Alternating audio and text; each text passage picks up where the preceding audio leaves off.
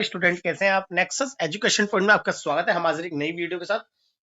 आज हम बात करेंगे एमपीएससी 003 पश्चिमी राजनीतिक चिंतन इग्नू यूनिवर्सिटी। आज हम इस वीडियो में सहमति, प्रतिरोध और सहनशीलता पर जॉन लॉक के विचारों पर चर्चा करेंगे कि सहमति और प्रतिरोध और सहनशीलता ये तीन वर्ड हैं। इन तीन वर्डों के ऊपर जॉन लॉक ने अपने क्या विचार दिए थे उसके बारे में बात करेंगे। इससे पहले हम जानते हैं कि जॉन लॉक था कौन। जैसा कि स्टूडेंट, जॉन लॉक राजनीतिक विज्ञान का एक प्रसिद्ध विचारक था। उसने पश्चिमी यूरोप, अमेरिका का आधुनिक संवैधानिक सांस्कृतिक विचारधारा के निर्माण में महत्वपूर्ण योगदान दिया। उसने यह घोषणा की कि राज्य सत्ता सहमति पर ही आधारित हो सकती है। जो राज्य सत्ता सहमति पर आधारित नहीं, वो राज्य सत्ता सही नहीं है, जिससे साम्राज्यवाद और निरंकुश शासन का विरोध उत्पन्न हुआ। तथा उसने क्रांति के अधिकार के माध्यम से परंपरागत शासन प्रणालियों को चुनौती दी। जेफरसन ने भी लॉक के विचारों का प्रयोग किया। रूसो भी जॉन लॉक से प्रभावित था। उसने उदारवाद और प्राकृतिक अधिकारों के सिद्धांत का प्रतिपादन किया। उसने व्यक्ति की स्वतंत्रता पर बल दिया। वे कुशासन को समाप्त करने के लिए विद्रोह का भी समर्थन करता है।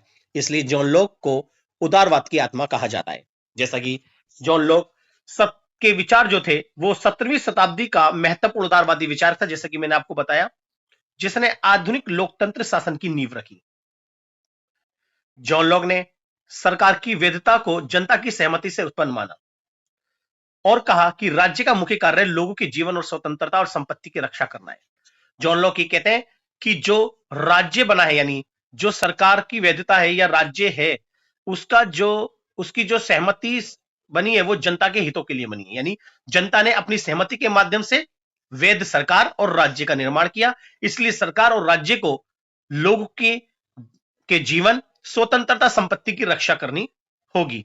अगर कोई ऐसी सरकार या राज्य लोगों की सहमति और संपत्ति की रक्षा नहीं करता तो वो सरकार अवैध है। इसलिए उसे उखाड़ फेंक कर उसकी तरफ दूसरी सरकार स्थापित की जानी चाहिए।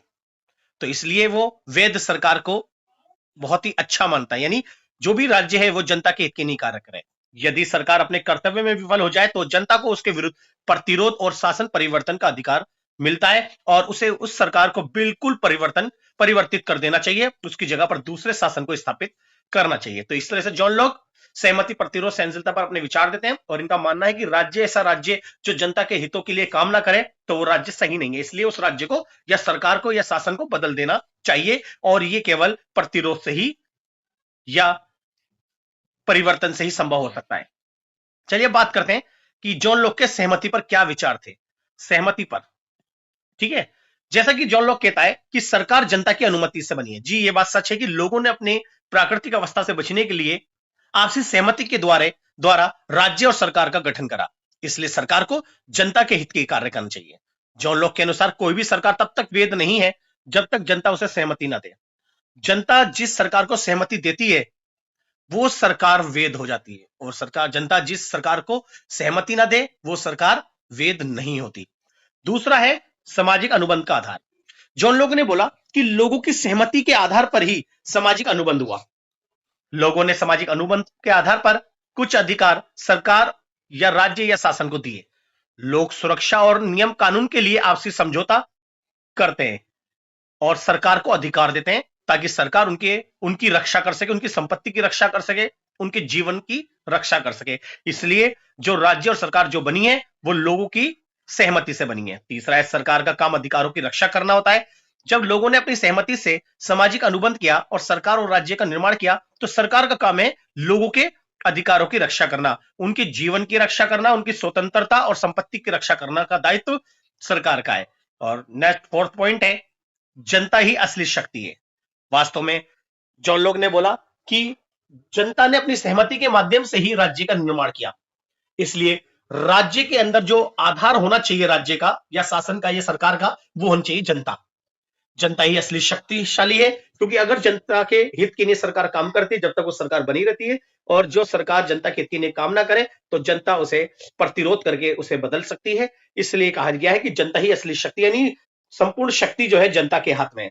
लॉक के अनुसार सत्ता की असली मालिक जनता है, सरकार सिर्फ उसका प्रतिनिधि है, क्योंकि उसने अपने प्रतिनिधि को चुना है ताकि उसके हितों के लिए काम कर सके। ये सहमति पर जॉन लॉक के विचार है। बात करते हैं प्रतिरोध पर जॉन लॉक के विचार।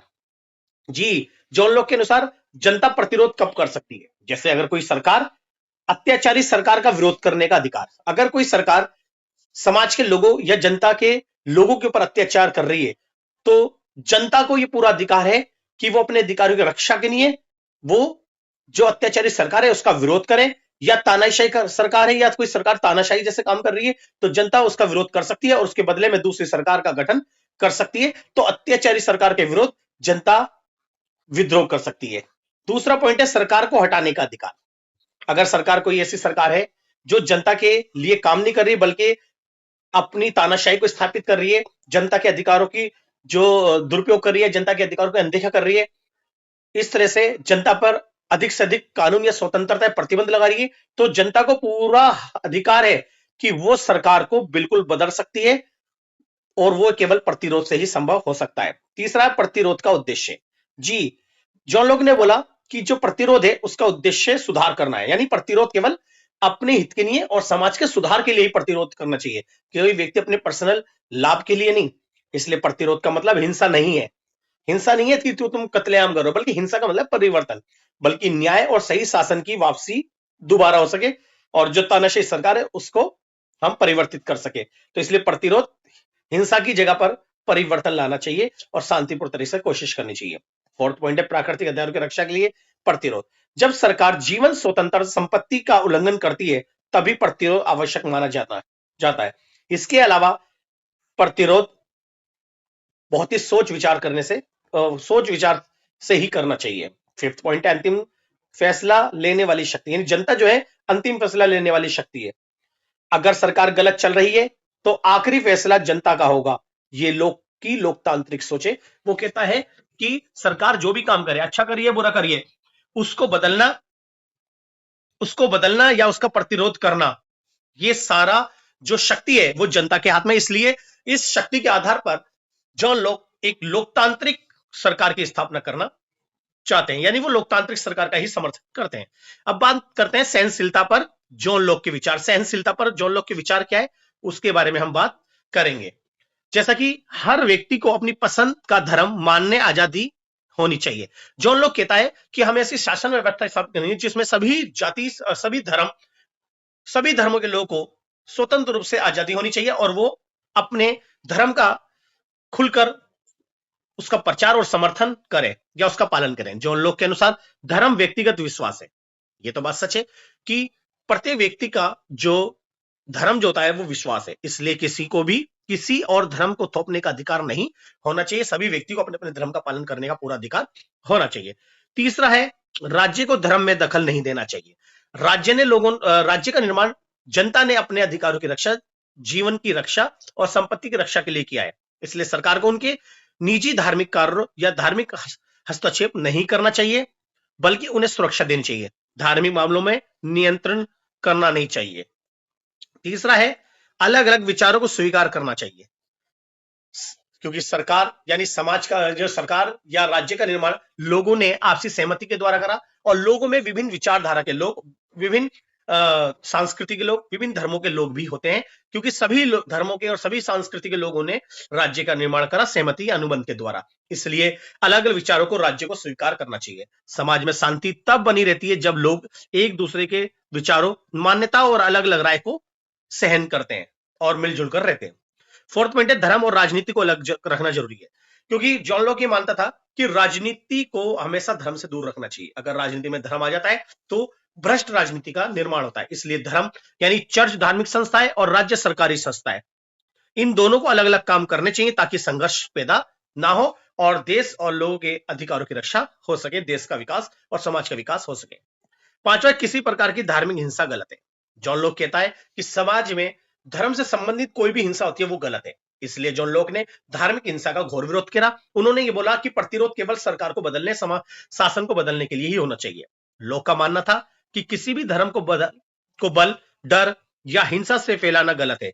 सही धर्म वही है जो स्वेच्छा से अपनाया जाए और किसी भी व्यक्ति को पर जबरदस्ती धर्म को नहीं थोपना चाहिए और धर्म को थोपने के लिए हिंसा या विभिन्न धर्मों को आपस में हिंसा नहीं करनी चाहिए। तो जॉन लॉक ने ये अपने सहनशीलता पर अपने विचार दिए। तो इस तरह से हमने जॉन लॉक के सहमति, प्रतिरोध और सहनशीलता पर विचार दिए।